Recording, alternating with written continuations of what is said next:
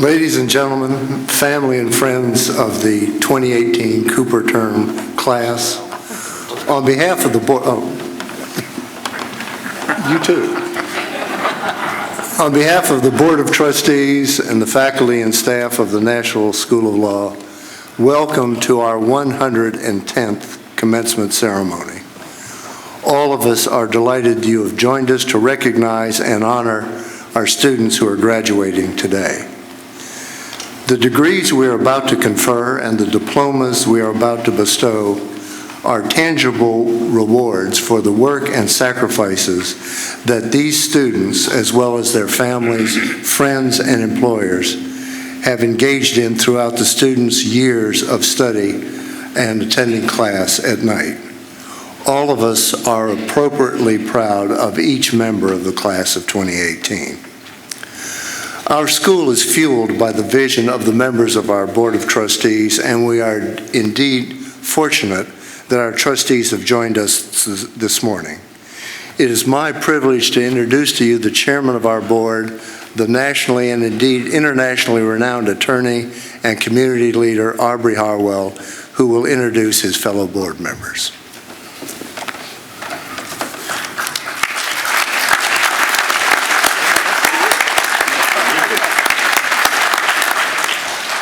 On behalf of the board, all of the board, let me tell you all how very proud we are of this graduating class and add to the dean's comments, congratulations. It's been tough, it's been grueling, but you all have done incredibly well, so congratulations from each one of us. It's my honor to introduce our board. On the far left is the Honorable Frank Clement. He's been on our board since 1993 and the Court of Appeals since 2003. Before he joined the Court of Appeals, he was a judge in the circuit and probate courts for the 20th Judicial District. He earned his undergraduate degree from the University of Memphis and his law degree, about which he's incredibly proud, from the Nashville School of Law. We then have Judge Waverly Crenshaw, Chief Judge, United States District Court, Middle District, Tennessee. Judge Crenshaw earned both his undergraduate and law degrees from Vanderbilt. He joined our board in 2016. In spite of having a docket of 500 cases, he's always present, he always is heard, and he always contributes to our board. I'm also pleased to introduce another gentleman who is sitting by Judge Clement, John Rochford. John's a 74 graduate of this law school, president, founder of a successful realty and construction company that builds custom homes, multifamily housing, residential developments, and retirement communities, and commercial development. He recently showed his devotion to his alma mater by establishing the Rochford Financial Aid Fund in 2017 to assist financially first-year Nashville School of Law students. You'll note that we also have an empty chair. That is in recognition of Justice Frank DeWoda, who served on the Nashville School of Law board with distinction. He was a great jurist. He was, for 25 years, on the Supreme Court. He was a greater person, incredible human being, and he was an inspiration to all of us. The Tennessee Bar Association thought so highly of him, it has created the Justice Frank DeWoda III Outstanding Judicial Service Award. Absent today is another inaugural member of the board and the driving force behind this school's economic revitalization. My friend Tom Cohn, incredibly successful civic leader, incredibly successful business owner. He graduated from Vanderbilt and went on to get his law degree from the Nashville School of Law. All of us congratulate you all and wish you great success.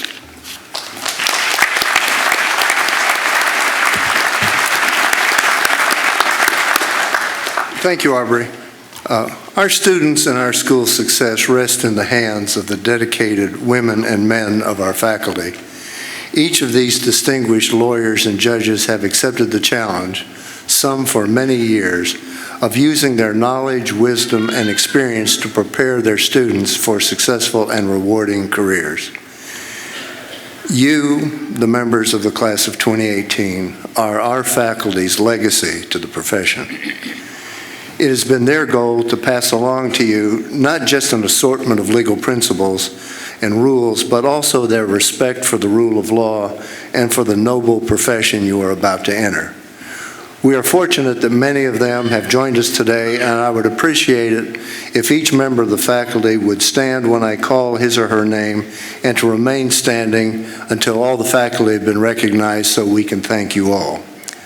The Honorable Lynn Alexander, Mabel Arroyo, the Honorable Donald Ash, Daniel Barexa, the Honorable David Bragg, Larry Bridgesmith, Laura Chastain, the Honorable Angelita Blackshear Dalton, the Honorable Marshall Davidson, R. Eddie Davidson, the Honorable R. E. Lee Davies, George Dean, Ramono DeSalvo, Harlan Dotson, the Honorable Steve Dozier, Laura Dykes, the Honorable Timothy Easter, Scott Fielding, the Honorable Mark Fishburne, Patrick Frogue, the Honorable Glenn Funk, William L. Harbison, Andra Hedrick, Candy Henry, Henry Hildebrand, Trevor Howell, David Hudson, John Kitch, the Honorable Carlton Lewis, John Lewis, Philip Miller, Jeff Mobley, Brian Neal, Diane Neal, Steve Perigo, former Mayor Bill Purcell, Kimberly Reed Bracey, Chuck Schoenholtz, Michael Smallbone, the Honorable Philip Smith, Clark Spoden, Wesley Turner, and Mark Westlake. Let's give them a round of applause. Thank you.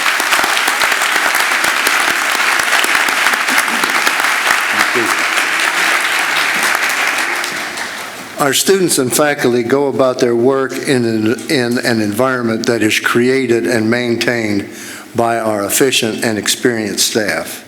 The doors would not be open, the lights would not be on, and the business of the school would not be conducted without these dedicated men and women. This ceremony today is the result of their planning and hard work. To enable us to properly acknowledge the staff's contributions, I would appreciate it if each member of the staff would stand when I call your name and remain standing until all of you have been recognized. Stacy Angelo, Luther Cantrell, Heather Bright, John Claybon, Susan Doolin, Sharonda Green, David Hudson, Chip Lozer, Beth McDonald, and Michelle Wojciechowski. Thank you all.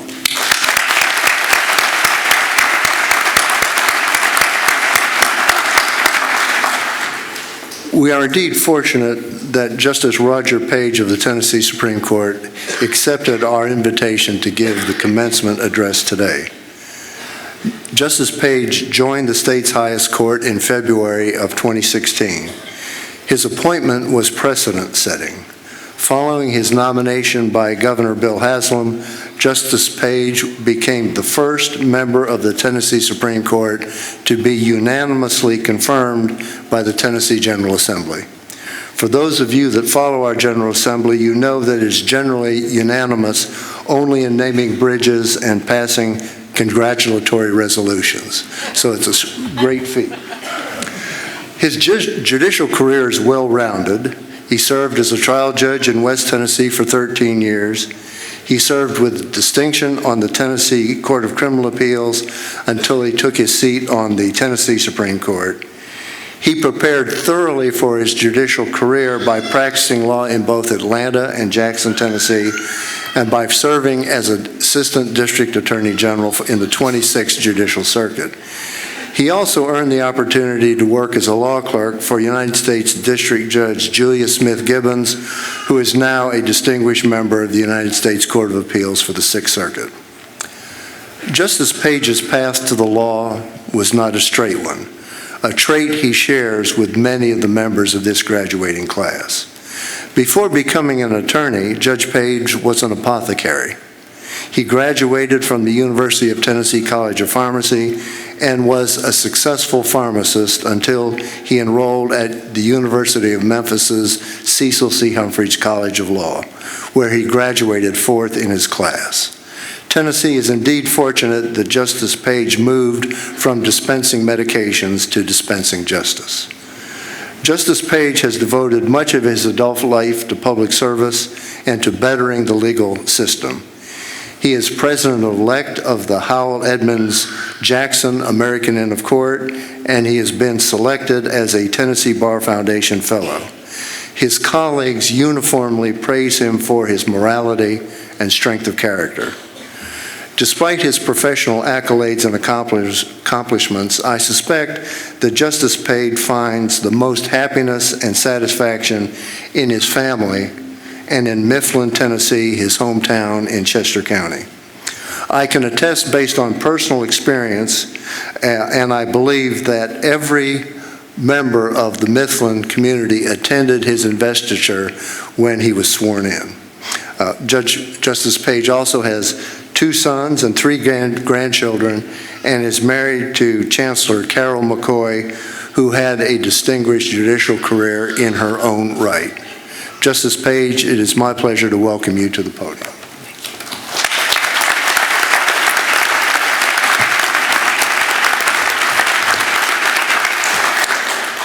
Good morning, everyone.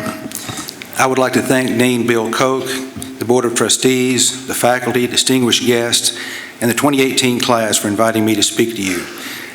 I'm looking forward to attending your 25th annual recognition dinner on June 8th. Carol and I have attended several, and we always enjoy it. Many of my judicial colleagues attended the Nashville School of Law, and several others serve as faculty members. I have great admiration for people who work while attending law school. I worked at Walgreens as a pharmacist the entire time that I was in law school, from 1981 to 1984, so we have something very much in common. I respect the sacrifices made by each member of the class, your spouses, children, co-workers, family, and friends. Each of them had a large part in making this day possible. I'm very appreciative of the graduation regalia that has been provided to me. I've been a judge for almost 20 years now and have worn out 3 robes. I am grateful to the state of Tennessee and the Nashville School of Law for giving me these robes. In keeping with Mark Twain, and I quote, "Clothes do make the man. Naked people have little influence in society." This morning I want to share a few things I've learned during my 34 years as an attorney and judge. Be kind to everyone. Lawyers do not have to be aggressive to be successful. Try your best to learn the name of everyone you meet. This includes members of the clerk's office, judicial assistants, the assistants of your clients, and anyone else you come in contact with on a daily basis. It's really not that hard. When you're introduced to someone, make sure you listen to his or her name, understand that person's name, repeat it, and use it. It works. There is no sweeter sound to anyone than the correct pronunciation of his or her name. Get to know people who are not like you. Whether the difference is based on race, religion, gender, geography, socioeconomic status, or the many other ways we seem to set ourselves apart, get to know others not like you. If you do this, your life will be greatly enriched. Live each day to its fullest potential. I grew up on a cotton farm in West Tennessee. When I was 10 years old, my 70-year-old grandfather and I worked together to perform the tasks of one worker. Before mechanical cotton pickers, our job was usually to pick cotton by hand. We had a lot of time to talk as we worked. One of the things he told me that I remember is, there are only 2 ages, alive and dead. He said, "Son, I've gone to many funerals for people who are 30 and people who are 80, and he told me to appreciate each day like it might be the last one." When he was 90, he told me that he spent all of his spare time going to funerals. Then he said, "Someday it will be my own funeral and I won't have to go to others anymore." And 2 years later, he was right, and I still miss him every day. Always treat other people with respect. My parents live on the farm in Chester County, as Justice Koch said, in Mifflin, where I grew up, and I think this is the largest group I've spoken to since that day. We have about 50 in Mifflin, but we had more than that. I think everybody in Chester County came to the swearing in. But my father's 92, my mother's 90, And two of the many things they taught me were, number one, treat everyone you meet with respect, and number two, you are better than no one, and no one is better than you. Remember those two rules and live by them. Humor is great, but if you're going to make fun of someone, it had better be self-deprecating. Never make someone else the brunt of your joke. I'm going to digress a minute from my notes and give you a couple of examples. I always get in trouble when I go off the script. But 1969 was a big year for me. I started as a freshman at Chester County High School, and there was no one else in the class shorter than I was. I was 5'2". There were about three other guys about my height. But in 1969, we also got my dad bought a mechanical cotton picker, so I didn't have to drag the sack behind me putting cotton in it anymore. And in the 9th grade, we had a new teacher. She had taught a few years at another school, and I have to admit that some of my friends and I probably gave her a harder time than we should have. We were never mean, just mischievous. And she taught at our school for a couple of years and then left to go to another county, and I had not seen her in many years. And I was doing jury orientation in Jackson. We called the roll, and I asked, is there anyone here who did not hear his or her name? This lady stood up in the back, and I recognized her immediately, and I had her come up to me, and I looked at her summons, and she was supposed to be with Judge Murkison next door. I had started court at 8:30. He started at 9, and it was still about 10 till 9, so I told her, you still have plenty of time to go over next door and listen to his orientation. Then I said, do you remember me? And she started looking at me, and finally I said, I was in your 9th grade geography class in 1969 in Chester County High School. And finally I saw the bulb of recognition, and her exact words were, my goodness, you're a judge? What's the world coming to? And about a month later, I saw her coming back from lunch, and I said, she had on a juror tag for the judge next to mine, my court, and I said, how are you doing? She said, I just can't believe you're a judge. Well, a few more years went by, and I was a judge and was getting sworn in the Supreme Court, and she came to my swearing in and told me how proud she was of me. And I guess the moral of that story is you can rehabilitate yourself if you try hard enough.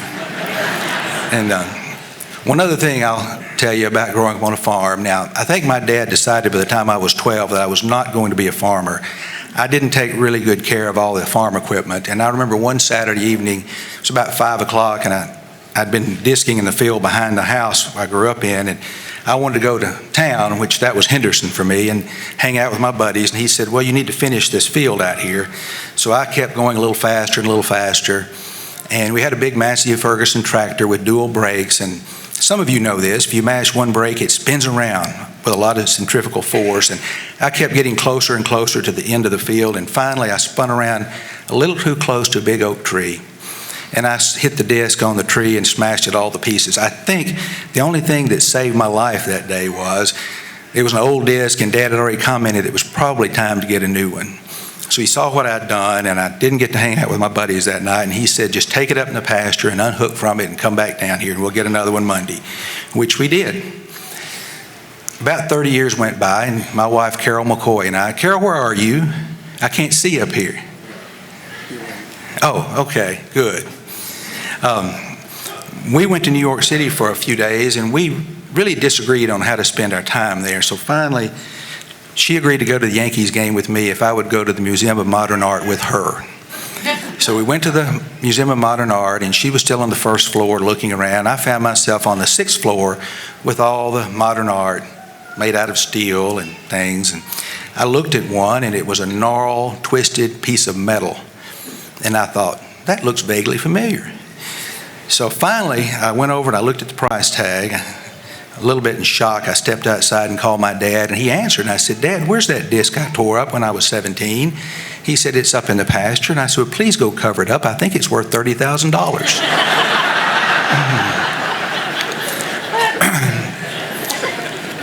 I'm going to go back to talking seriously to you about the rules for a minute.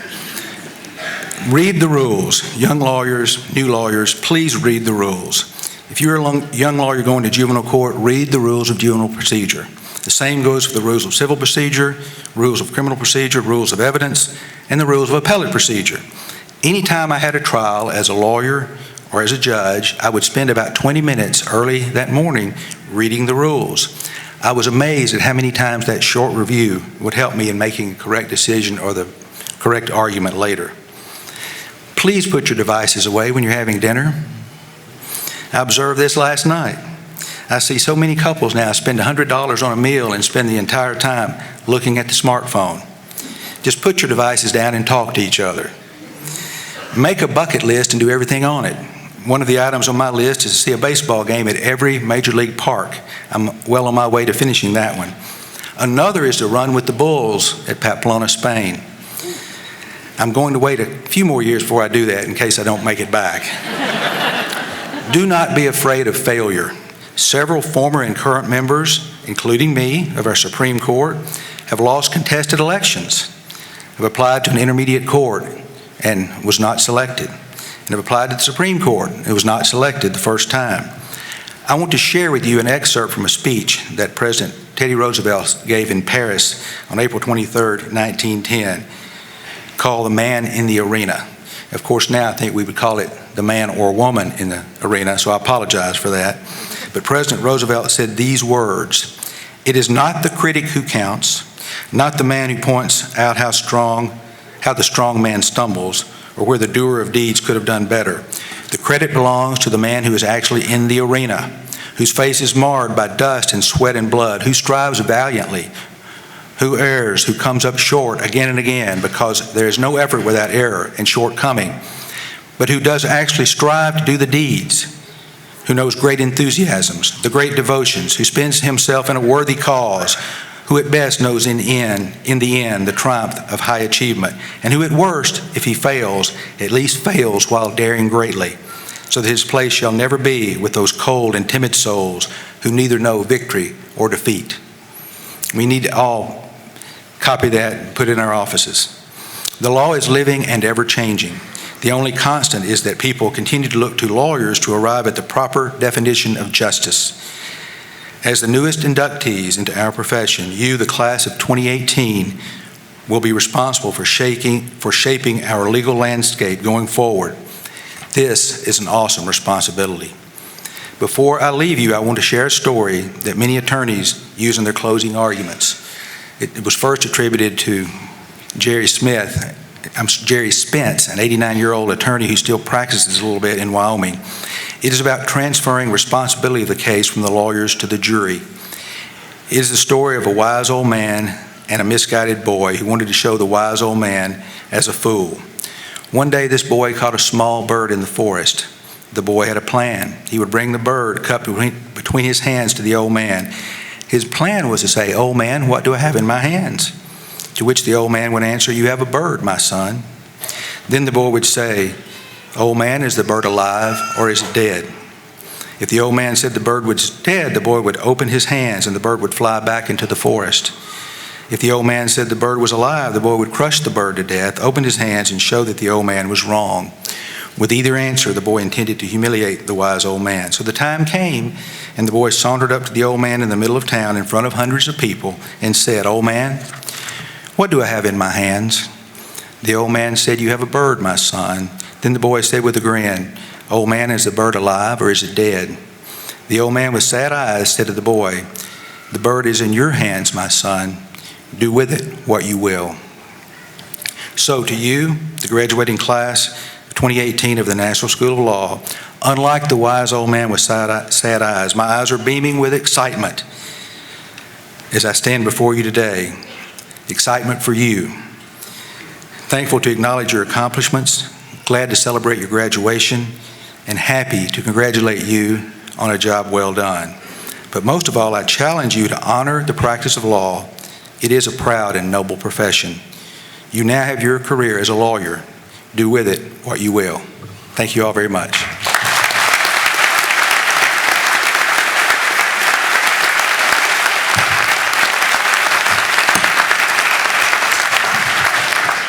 Justice Page, thank you again for joining us today, and I hope you'll accept this small gift as a token of our gratitude. The Dean's Certificate of Recognition is awarded to the graduating student who has completed and recorded the most pro bono hours in the school's pro bono service initiative.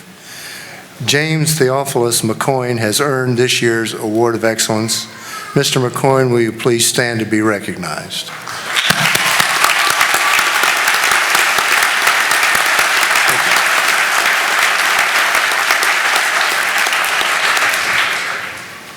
The Honorable Society of Cooper's Inn is comprised of the graduates who have distinguished themselves in their studies by graduating in the top 10% of their class. I request that each inductee stand and be recognized and remain standing when I call your name. Andrew James Bellum, Kayla Stanfill Bynum, James Nicholas Clemens, Ashley Lynn Fine, Robert Elliott Graves, and Shira Margaret Kingry. Congratulations to all of you.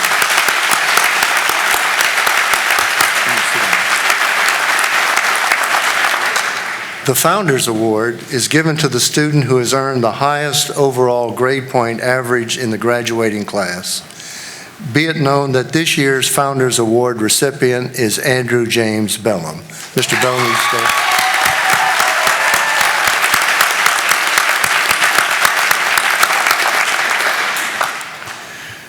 Ladies and gentlemen of the Cooper Term graduating class of 2018, will you please stand? By the authority vested in me as the 5th Dean of the Nashville School of Law, I hereby declare that each of you have hereby awarded the degree of Doctor of Jurisprudence this 26th day of May, 2018. Congratulations to all of you.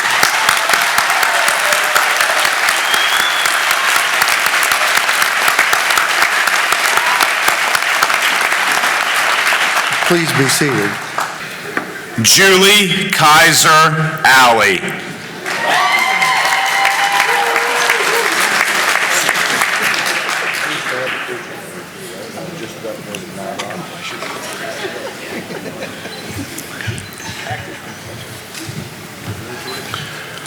Mark Edward Atchison.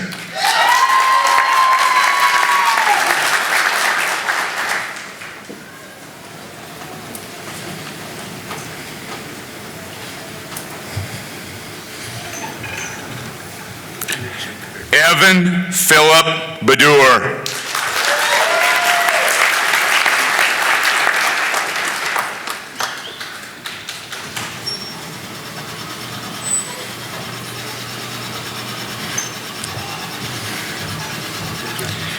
Andrew James Bellum.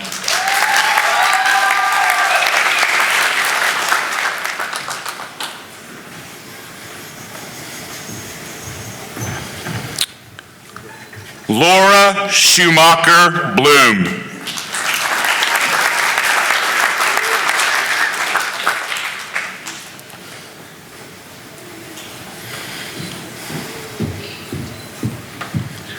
Summer Star Brashears.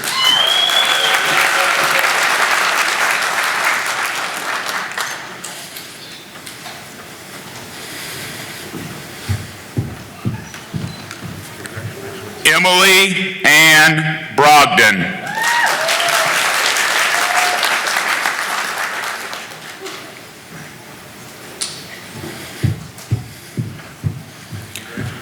Christopher Thomas Bryant.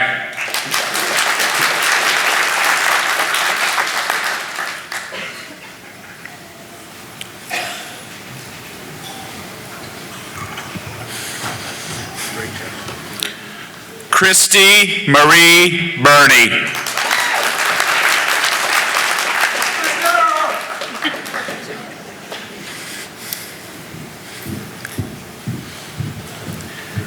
Kayla Stanfill Bynum.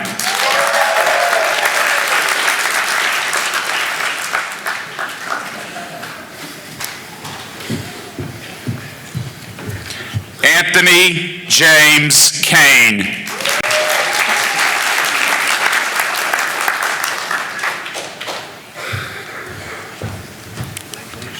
John Clark Carden.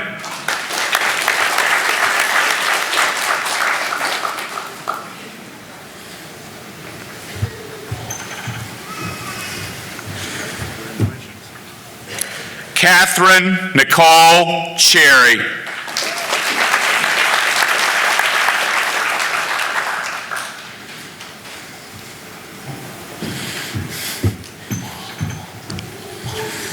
Mary Ruth Clark.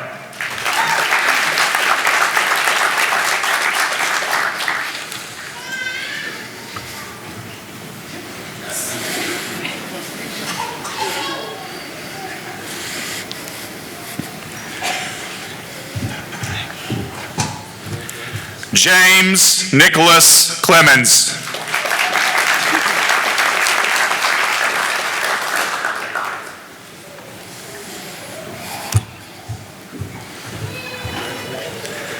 Tessa Shea Courtney.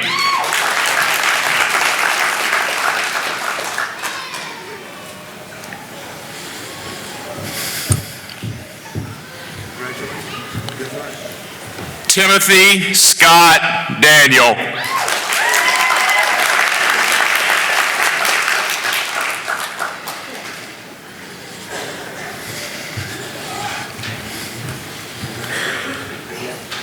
Derek Ryan Davis.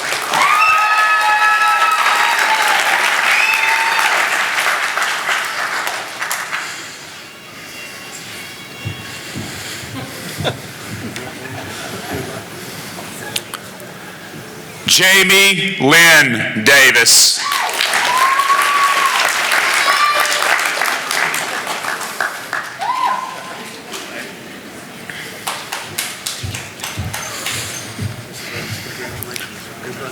Ryan Keith Easterbrook.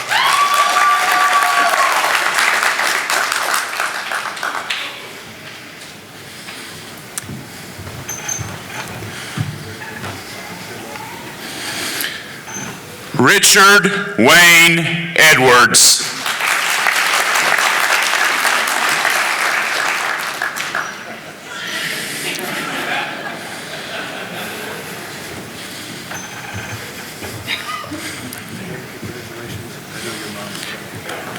Janika Michelle Everhart.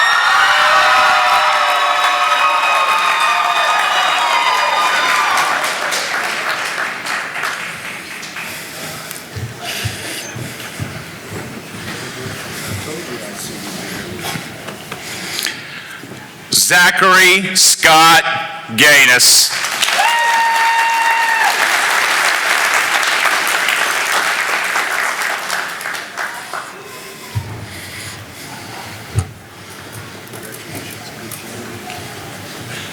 Philip Scott Gast.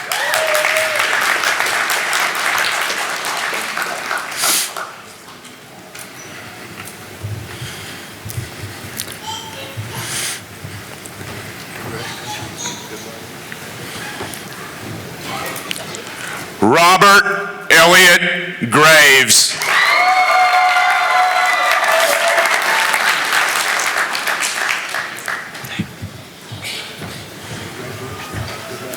Rachel Ann Hackler.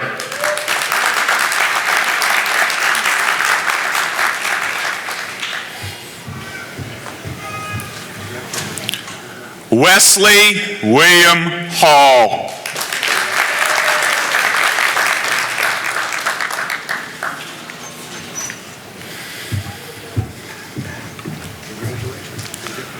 William Parker Hardy.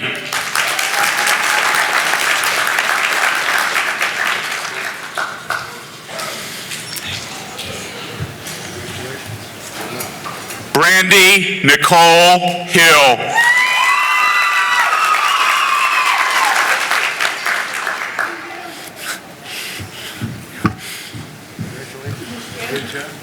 George Wesley Holder III.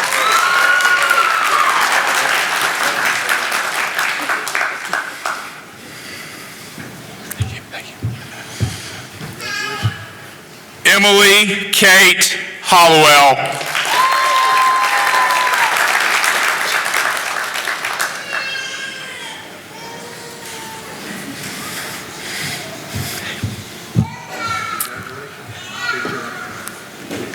Adam Hill Jefferson.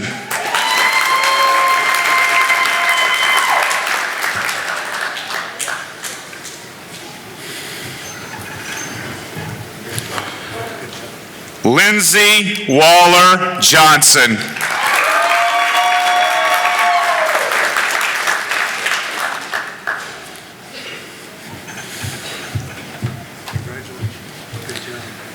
Stephen Philip Jones.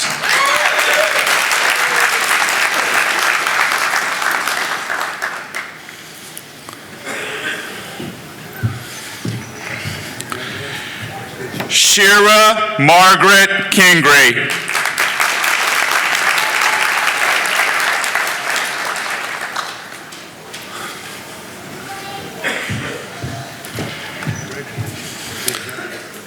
Nikki Klopfenstein.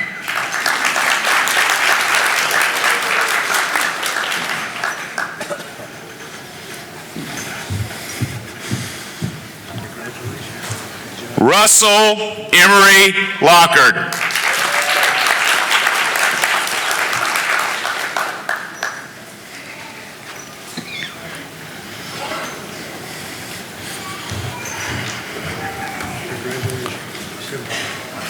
Dana Renee Looper.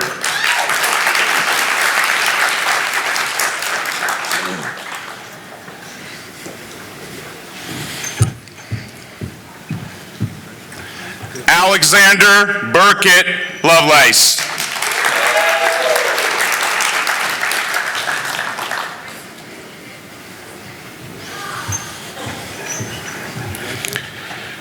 Nicole Latrice Martin.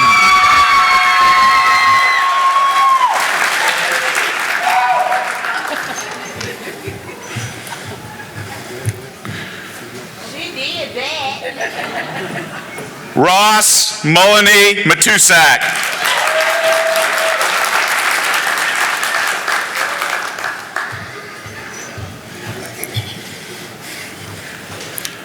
James Theopolis McCoy.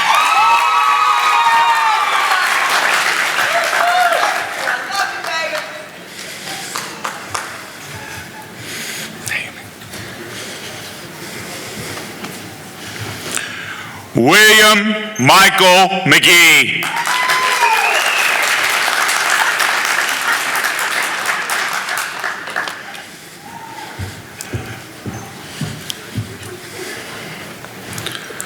Linda Keanu Morrison.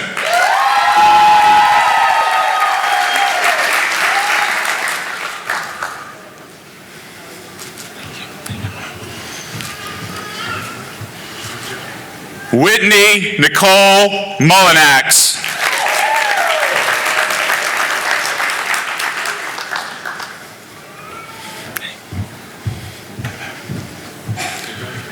Willard Landon Mullins.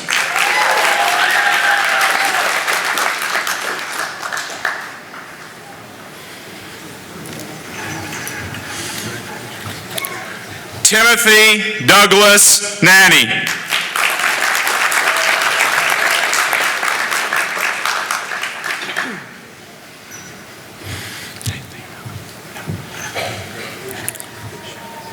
Trent North Notstein.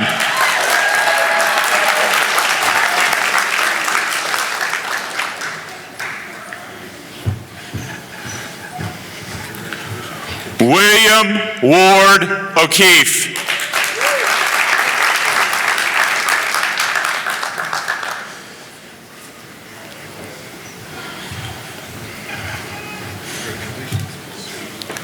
David Michael Oldham.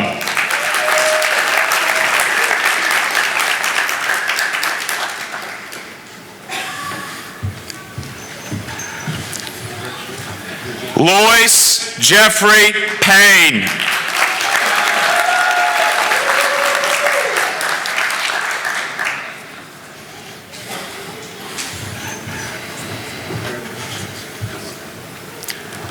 Andrea Beth Pierpoint.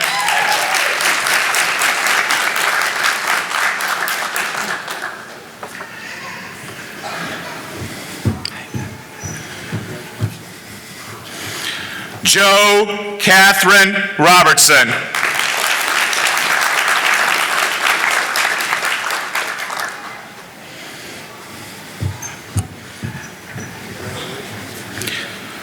Mary Elizabeth Stoner.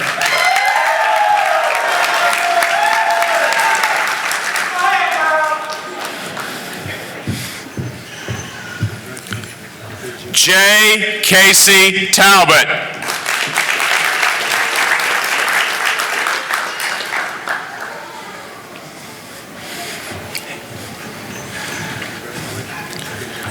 Kevin Lee Tarrant.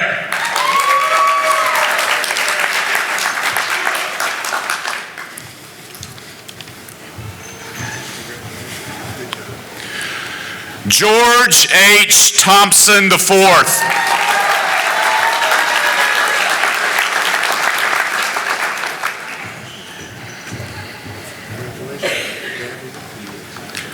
Kirby Thomas White.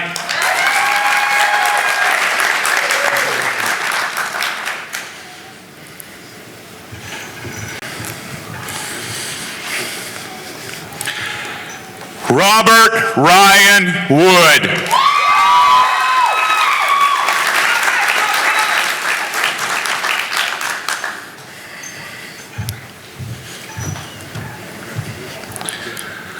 Elizabeth Marie Woodard.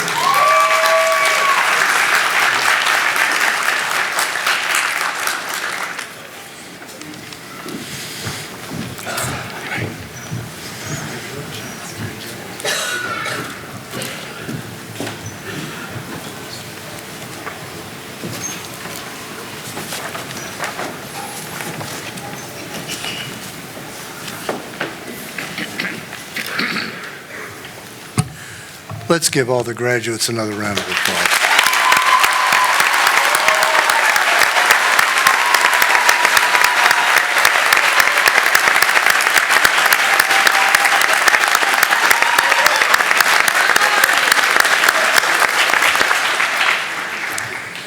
You know, lawyers are supposed to be professionals. Our rules of professional conduct require it. Dan Barexa, our faculty speaker today, personifies professionalism. He's a lawyer's lawyer. He's a litigator with a prominent law firm, Cornelius & Collins, a firm where one of today's graduates will begin her legal career. And Dan has served as managing partner of the firm for 8 years. In his law practice, Dan handles a myriad types of cases, including tort and personal liability law, product liability, professional liability, insurance law, and business law. He is also a Rule 31 mediator. Dan earned his undergraduate degree from the University of Florida, where he was a distinguished military student. He then obtained his law degree from the University of Tennessee, where he graduated cum laude and served on the Tennessee Law Review. After graduating law school, Dan served his country in the Persian Gulf War as a military police officer, where he was attached to the 101st Airborne Division. And you'll note in the audience today that we have at least one person serving our armed forces right now actively, and I think we ought to give a round of applause to all the men and women who protect us every day.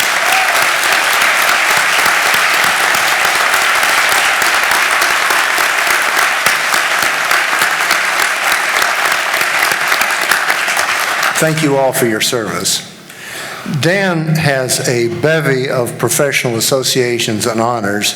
He is a member of the Harry Phillips American Inn of Court.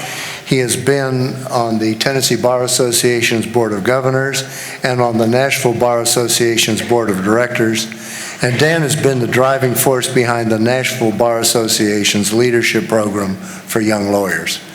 Dan's commitments also extend to teaching, where he instructs NSL students on the basic and finer points of civil litigation with a calm and steady presence. Dan has been a leader in the school's transition to its newly revamped trial practice series. He expects a great deal of his students, and he expects them to perform at the highest level, and despite that, his students give him consistently high marks. Dan, thank you for representing the school's faculty, and I welcome you to the podium.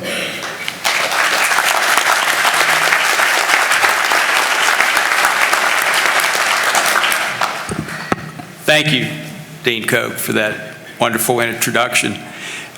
Dean Koch, Justice Page, members of the Board of Trust, NSL, faculty and staff, and most importantly, class of 2018, and your family, friends, and special guests here today. It's truly an honor to be here, and I had the privilege of working with almost all the students in this graduating class in the course of the last run of third-year moot court a couple of years ago.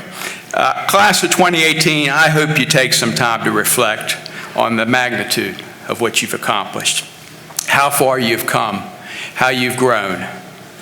The last 4 years has been full of sacrifices. Not only you, your family, friends. Law school is no doubt an ultra-marathon. Late nights at class, many hours studying whenever you can cram it in. Morning, lunch breaks, nighttime, weekends. The traveling, this on top of the responsibilities of family, work, involvement in your community, and everything else that goes on with life. I hope you come away with a true confidence that you can do anything you set your mind to. But just like your law school experience, nothing we do alone. Your presence here is a product of the support of families, significant others, friends, supportive employers, educators, classmates, and some folks just plain cheerleaders that help you get here today. Graduates, now that you can take a little breather, a short one before the bar, but you have a little breather, I hope you take time to reconnect with and show the appreciation to your families, friends, and the other folks that have made your presence here today possible. And with your continued success and happiness in mind, and the notion that no one does it alone, class of 2018, I want to take you back to visit with an old friend of ours from third-year moot court. To set the scene, years ago, before we were a nation, a mother sent her 17-year-old son off to Williamsburg, the then capital of colonial Virginia. The boy's father had died a few years before, and the mother knew he needed a positive influence in his life, not just to impart knowledge, but someone to help mold him and steer him in the right direction. Mother's intuition is normally right, and the boy would later recall that in those early years, he was rudderless and spent so much of his time gambling and associating with bad company that he was surprised that he had not ruined his life and, in his words, become worthless to society.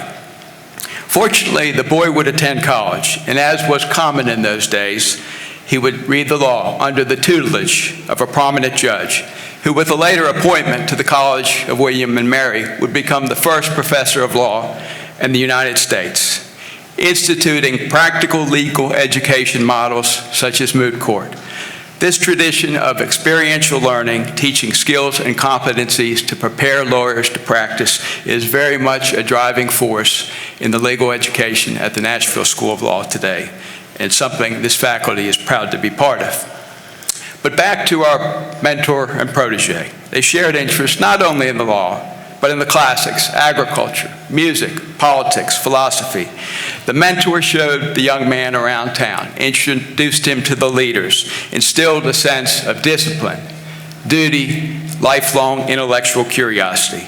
The mentor, who was known for his virtue and probity, was a model of good character. The relationship would continue as the protege became a young lawyer and then entered elected position in the colonial government. In time, the two would become intellectual leaders in the American Revolution, indeed, founding fathers. You see, the young boy was none other than Thomas Jefferson, the first Secretary of State of the United States and our third president. Though history tells us that Jefferson is not without faults, his contributions to the nation, his home state of Virginia, the law, and so many other fields is undeniable. Not bad for a boy who lost his father, who suffered so much personal tragedy in the course of his life, and seemingly started off on a wrong path. Jefferson's mentor was George Wythe. good old Chancellor George Wythe from third-year moot court. Wythe's influence not only included Jefferson, but would include the fourth Chief Justice of the United States, John Marshall, Henry Clay, numerous ambassadors, congressmen, senators, judges, and other prominent leaders in the early days of our nation. Wythe meant so much to Jefferson that when it came time for the Virginia delegation to sign the Declaration of Independence, that top spot for the delegation was reserved, not for Jefferson, the document's primary draftsman, but for his dear friend and mentor, Wythe. The relationship would last until Wythe's last days when he died in 1806. And for the rest of the folks in the room, if you want to hear the rest of the story about the death of Wythe, ask your graduate. What Jefferson's mother knew 250 years ago is still true today. Even the most brilliant need the guidance, wisdom, and support of others to maximize their potential, to be a guiding force, a sounding board, to learn from the mentor's mistakes so they're not repeated. The list of examples of persons who attribute their success to mentors goes on and on. Martin Luther King Jr., Mother Teresa, Oprah Winfrey, to name a few. You've seen that with your law school experience, the support of family, friends, employers, staff, and faculty here have enabled you to succeed. For many of you, this year will mark the beginning of a new career, perhaps in private practice, maybe even solo practice, in government, community service, legal aid, in-house, or one of the so many other opportunities that afford a law school graduate.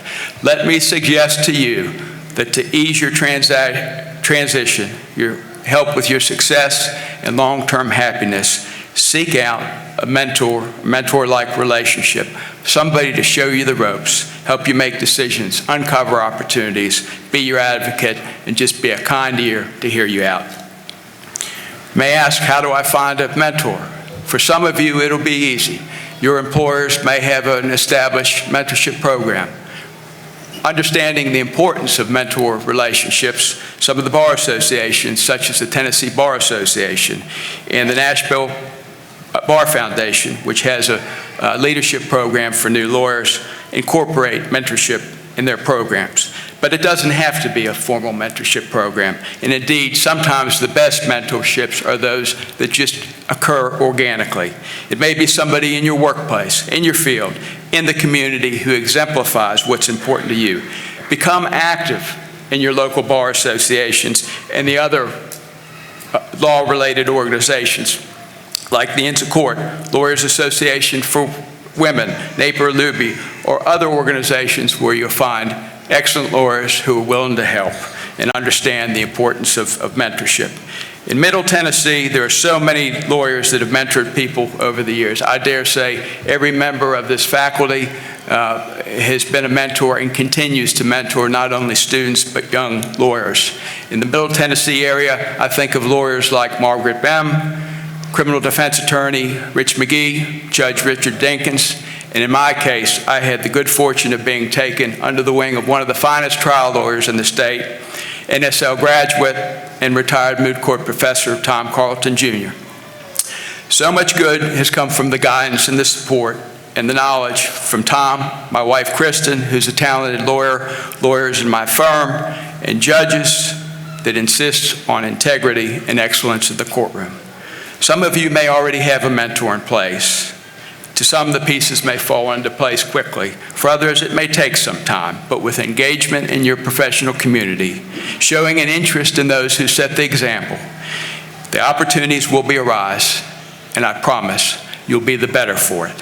Take the time to cultivate those relationships, and it will pay off in ways you never imagined.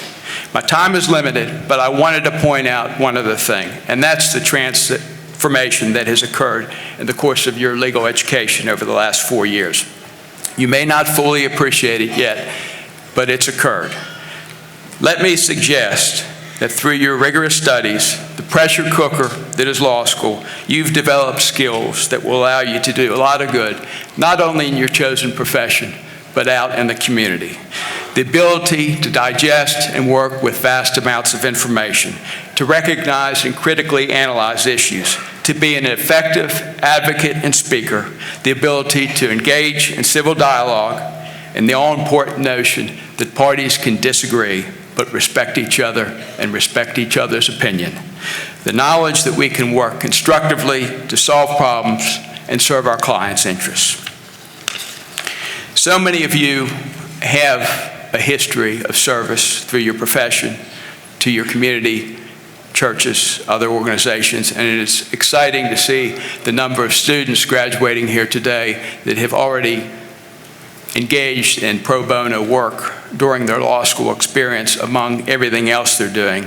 As great as our country is, we have people living in poverty who are hungry, who need health care, who can't read, instances of injustice, disputes that need resolve, and some folks that just need a little bit of help to get along.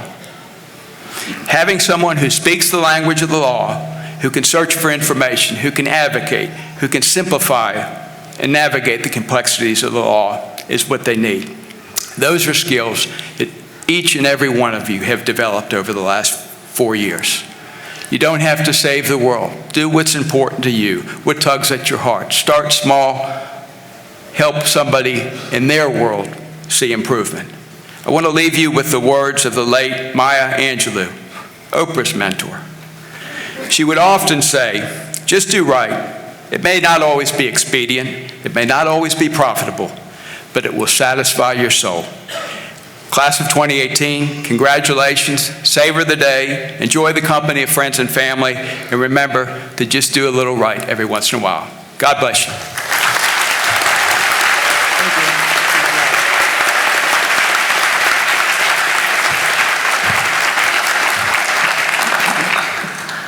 As all of you might imagine, each of our 64 graduates today could recount their experiences as students at the Nashville School of Law in different ways and in different voices.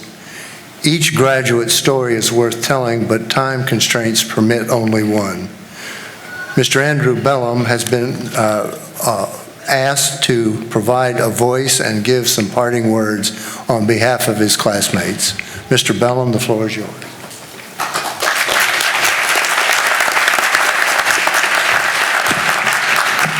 Four years ago, 105 students gathered at the main auditorium of the Nashville School of Law Lecture Hall. And we were there for Professor Davidson's first torts lecture.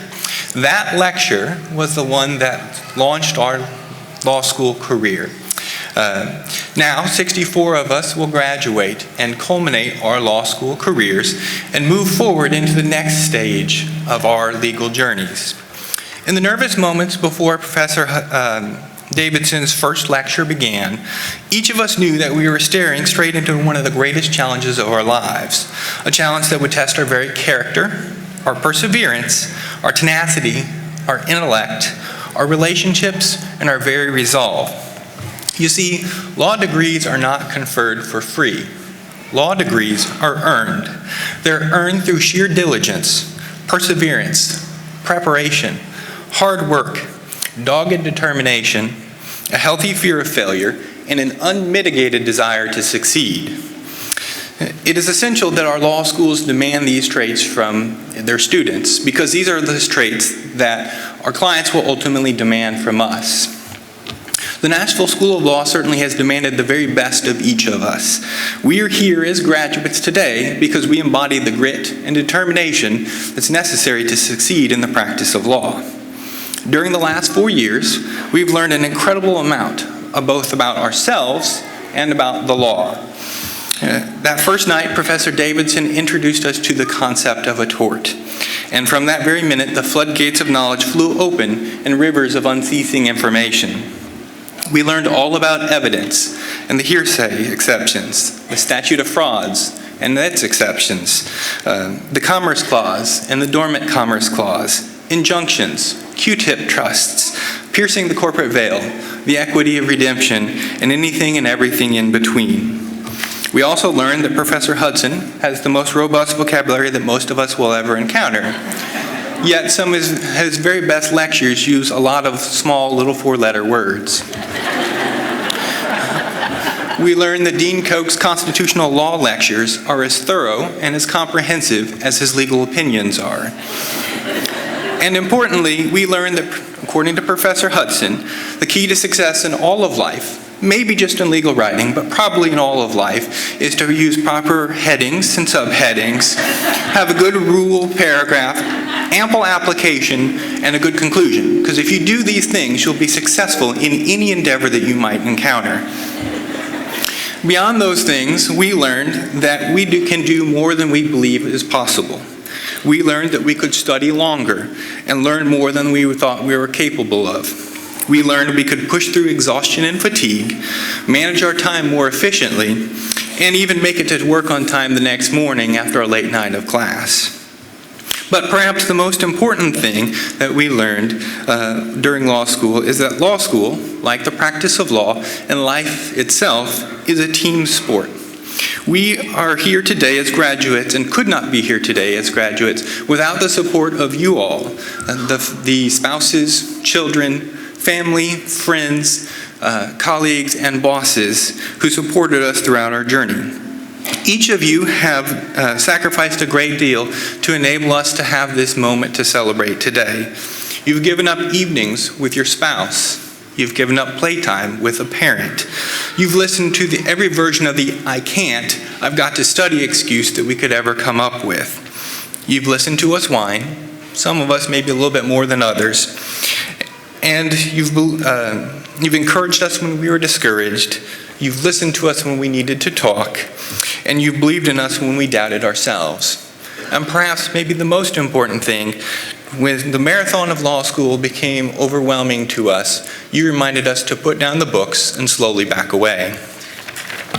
As coworkers and bosses, you've been giving us grace when we showed up exhausted to work after a hard exam. You've been patient with us after late night drives back to Jackson or Chattanooga or wherever our homes might be. So without all of your support, we would not be here graduating today. So on behalf of my fellow graduates, the class of 2018, I would like to thank you for your encouragement and your support of us during this endeavor. Without all of your love, support, and encouragement, we would not be able to celebrate this moment here today. To the faculty, thank you. You've sacrificed your evenings to teach us the law and share your experiences with us. You did this perhaps for a variety of reasons. Perhaps it's for just a genuine love of the law. Maybe it's for a love of us as students, and also just a belief in the next generation of lawyers. But perhaps it's also because who better than you to teach us how to do the job the right way? So without your dedication and knowledge, this journey would not be possible. To the staff of the school, thank you. Thank you for answering our calls and our emails and doing the many tasks, both visible and invisible to us as students, that enable the school to continue to function. So today marks both a completion and a new beginning. Today we celebrate an incredible milestone. Graduating from law school is indeed a remarkable and important achievement that deserves our celebration. But today is just a beginning. Our legal careers stand before us with their highs and lows, successes and failures. But we know that our education at the Nashville School of Law leaves us well prepared for the many challenges ahead. During our time at the school, we've learned an incredible amount, but in many ways, our learning has just begun. No doubt, our time practicing will be filled with new lessons, challenges, and things to learn, but we can rest assured that the diligence, perseverance, tenacity, and determination that brought us to this stage as graduates today will be the very same traits that will carry us forward to success tomorrow. Thank you.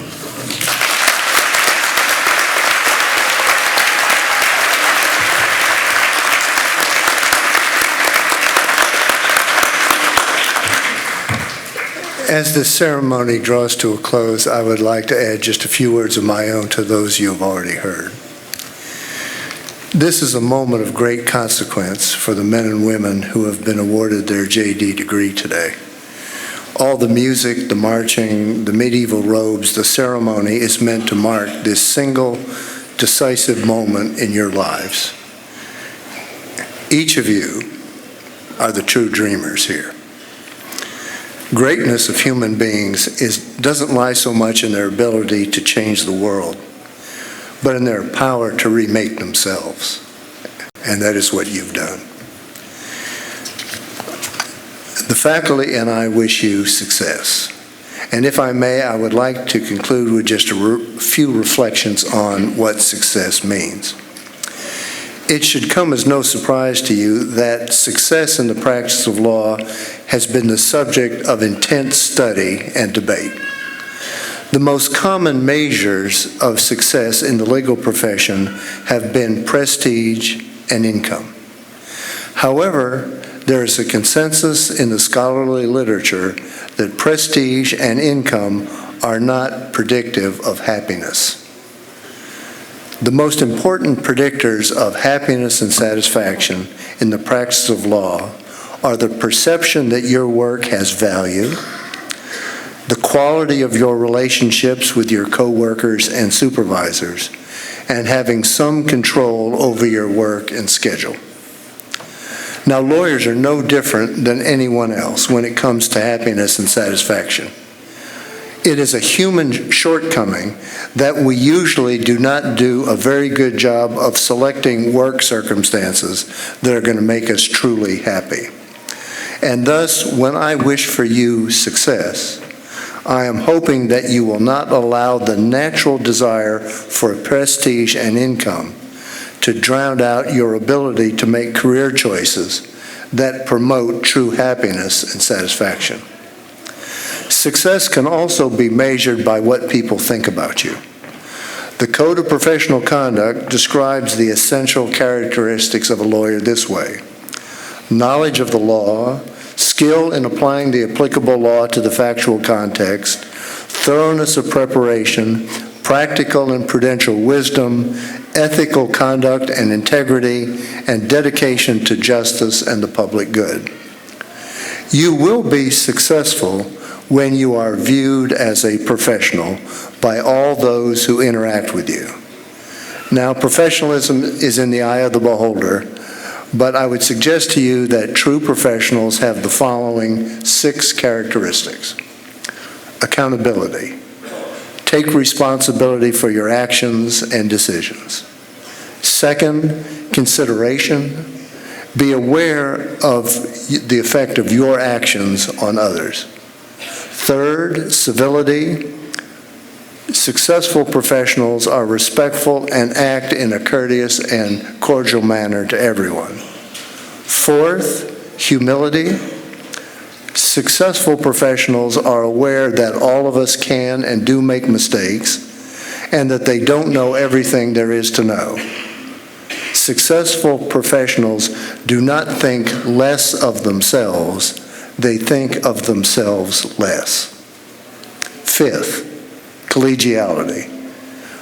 Professionals understand that their duty to their clients cannot overpower their respect of the courts and the legal profession. As Shakespeare observed, strive mightily, but eat and drink as friends. And then sixth and finally, consistently. Professionals treat everyone, judges, colleagues, opposing counsel, court staff, doormen, Uber drivers, with the same respect and courtesy. Over a century ago, Justice Louis Brandeis told the Harvard Ethical Society that, quote, "There is a call upon the legal profession to do great work for this country." This call rings true today. Today, more than ever, our communities need lawyers who are wise, courageous, and creative. You have been chosen to play that role, and I am confident that each of you will rise to the challenge. With these thoughts, members of the 2018 Cooper Term class, you have my congratulations and best wishes for success.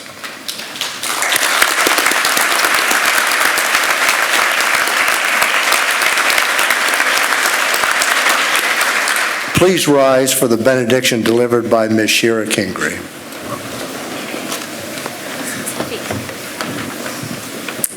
Hello.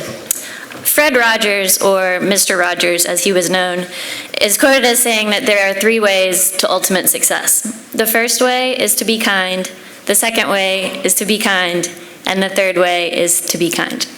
Please join me in prayer. Dear Lord, thank you for helping us get to this day.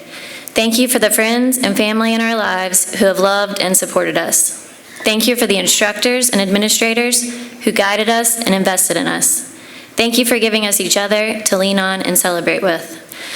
As we move forward into this new beginning, we ask that you help us to not forget the lessons we've learned over the last 4 years. Help us to be respectful and patient and always grateful. Help us to find places where our gifts and talents are best utilized, and give us the strength to take initiative and work hard. I pray that we are always honest with ourselves and that we look for opportunities to be helpful to others. I ask you to help us live our lives in such a way where we can be as proud of ourselves every day as we are today, and above all else, I pray that we are kind. In your name we pray, amen.